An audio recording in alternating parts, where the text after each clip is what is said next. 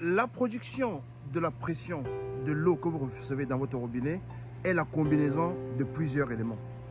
Tenez, il y a d'abord le compresseur, comme vous l'entendez fonctionner là pour le moment. Il faut un compresseur, il faut un tank de stockage d'eau, mais aussi il faut un hydrotank que voici. L'hydrotank que nous pouvons appeler banalement le suppresseur. Alors, l'hydrotank, il reçoit l'air du compresseur, mais il reçoit aussi l'eau du tank de stockage dans un ratio 50-50, c'est-à-dire 50% d'eau, 50% d'air.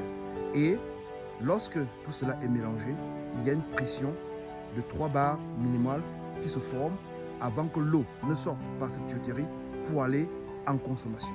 La consommation, c'est dans le réseau de distribution, c'est-à-dire chez les consommateurs, chez les clients. Et le système étant automatisé, dès qu'un client utilise l'eau chez lui, la pression va commencer à baisser ici dans l'hydrotank et l'automatisme fait que là, ça va démarrer automatiquement soit le compresseur, soit la pompe d'eau pour que de manière automatique, il y a cette production de la pression.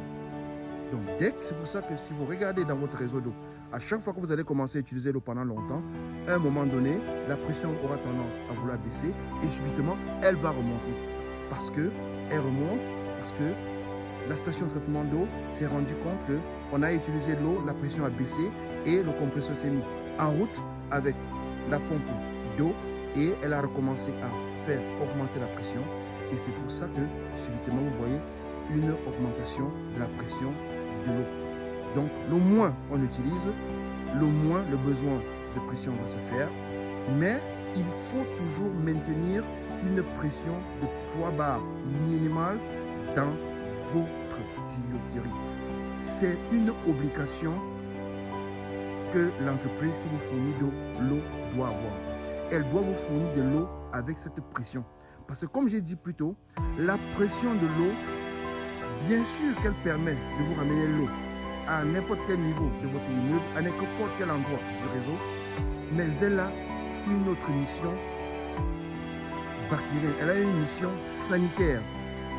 La pression dans la tuyauterie permet à ce que, quelles que soient les fissures que vous avez, les micro-fissures qu'on peut avoir dans la tuyauterie et qui existent, que rien de l'extérieur ne puisse rentrer dans votre tuyauterie.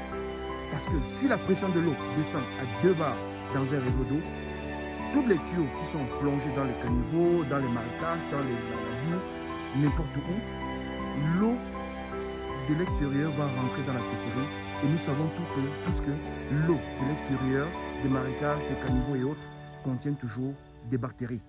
Et c'est à ce moment que les maladies rampantes comme la typhoïde, le choléra peuvent se retrouver encore dans un réseau d'eau traitée.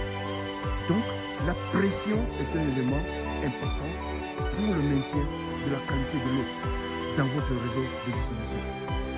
Il est important que la pression soit maintenue à 3 bars, pas juste pour vous apporter de l'eau, mais aussi pour que l'eau qui arrive soit aussi toujours de bonne qualité.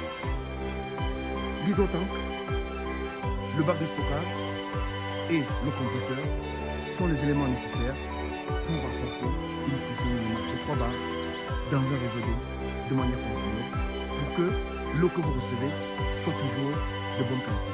Parce qu'il est indéniable de savoir que l'eau, c'est la vie.